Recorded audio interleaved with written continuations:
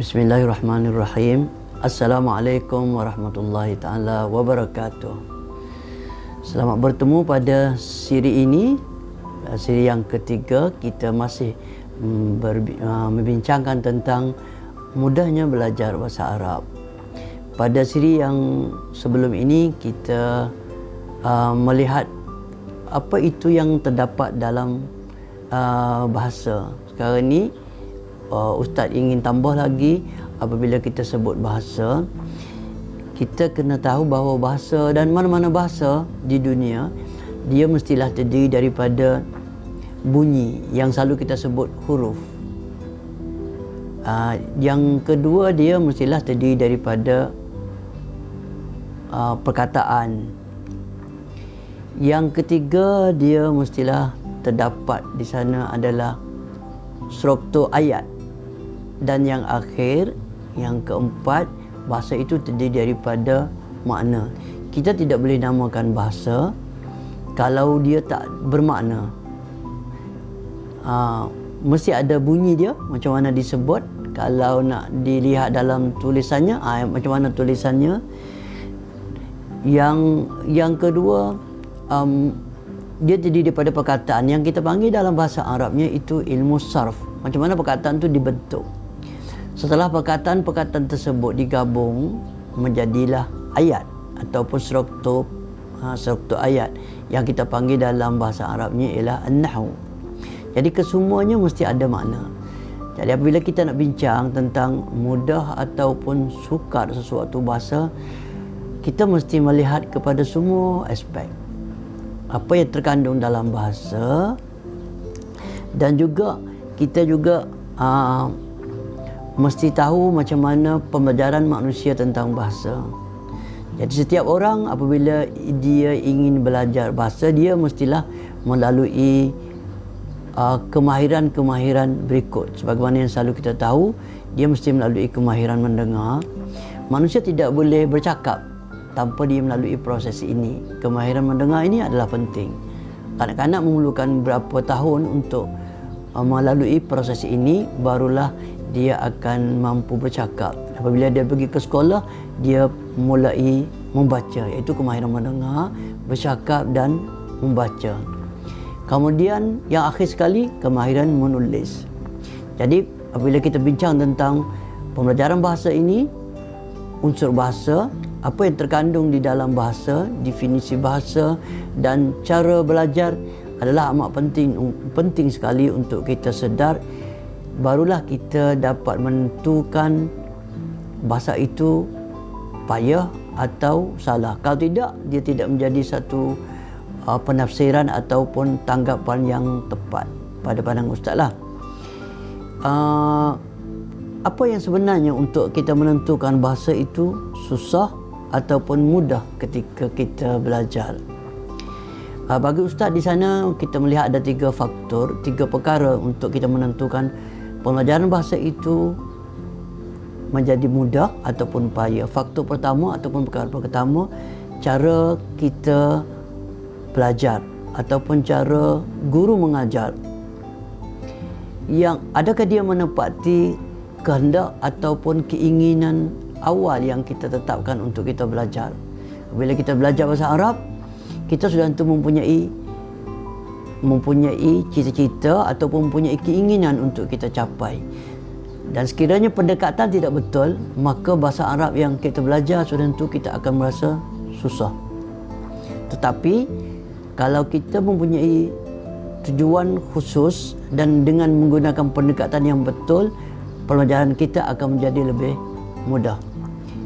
Itu yang pertama. Yang kedua, kalau kita ada sekalipun pendekatan yang betul dan matlamat kita telah kita tetapkan, untuk memudahkan lebih lagi, kita kena bijak memilih bahan untuk dipelajari. Maka sudah tentu bahan yang paling mudah untuk dipelajarinya sudah tentu melalui secara peringkat demi peringkat, daripada mudah ke susah. Dia tak boleh kita mulakan sesuatu yang susah, kita mulakan sedikit demi sedikit. Dan akhir sekali, setelah semua itu berlaku, dia kena disusuli pula oleh latihan, penggunaan bahasa dan pengukuhan. Tanpa latihan, tanpa penggunaan bahasa, tanpa pengukuhan bahasa, maka kita dapat menguasai bahasa tersebut dengan baik. Mungkin perkara ini akan disentuh dalam siri-siri selepas inilah. Apakah yang dimaksudkan dengan latihan dan seterusnya. Sebagai contohnya untuk hari ini, kita nak lihat apakah di antara objektif apabila kita nak belajar, katakanlah nak belajar bahasa Arab. Jadi apabila kita nak belajar bahasa Arab, sudah tentu kita mempunyai tujuan. Di antara tujuan-tujuannya ialah yang dipanggil gharadun khas, li aghradin khassa. Mungkin kita belajar bahasa Arab tujuan untuk melancong. Kita berniat untuk melancongkan negara Arab, maka kita pun belajar bahasa Arab. Mungkin kita belajar untuk mempertingkatkan perniagaan. Macam sekarang ini bahasa Arab ini memang macam satu bahasa yang suka dipelajari oleh bangsa Jepun dan Korea, sebab mereka melihat peluang-peluang perniagaan tu banyak di negara-negara Arab.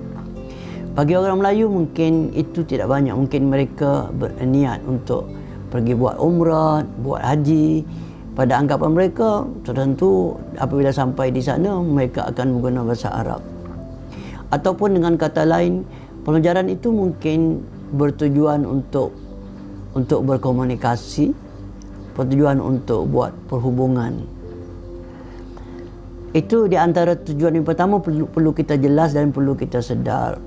Mungkin tujuan yang kedua macam pelajar-pelajar di sekolah, dia tidak mempunyai tujuan tadi.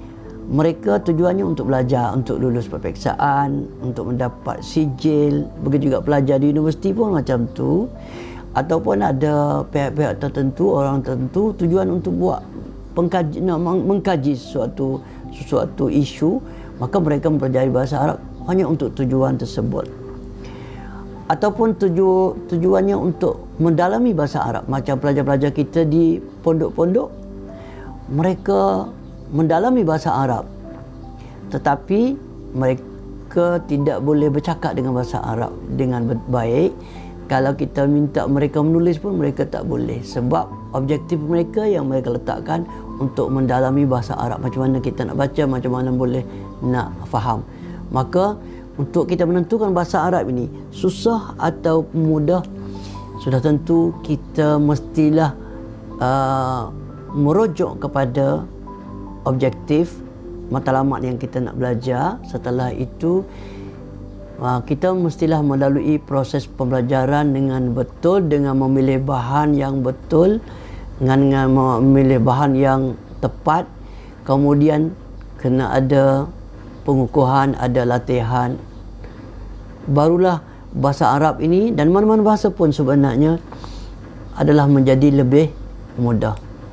Jadi untuk siri berikut ini pula, Ustaz akan tunjukkan satu latihan bagi mereka yang ingin belajar bahasa Arab secara memahami dan dengan secara lebih mudah. Satu contoh, untuk siri selepas ini kita akan melihat kalau kita nak belajar, kita boleh mulakan dengan pendekatan ini.